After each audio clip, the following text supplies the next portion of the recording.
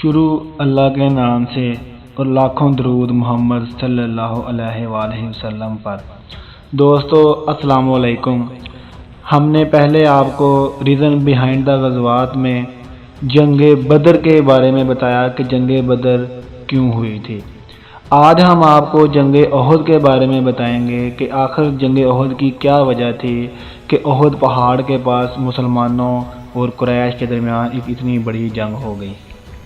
جنگ بدر میں بدترین شکست کے بعد اور اپنے بڑے بڑے سرداروں کے مارے جانے کی بنا پر قریش مکہ مسلمانوں کے بہت خلاف تھے اور وہ مسلمانوں سے اپنی اس جنگ کا بدلہ لینا چاہتے تھے۔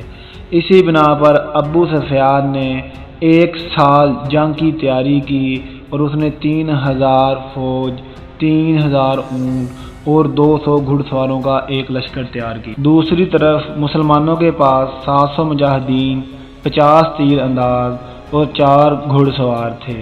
ان 50 تیر اندازوں کی پوزیشن حضور محمد صلی اللہ علیہ وآلہ وسلم نے پہاڑ کے اوپر ایڈجسٹ کر دی اور ان کو حکم دیا کہ جنگ کا فیصلہ کوئی بھی ہو، جب تک میں حکم نہ دوں آپ نے اپنی پوزیشنز نہیں چھوڑنی۔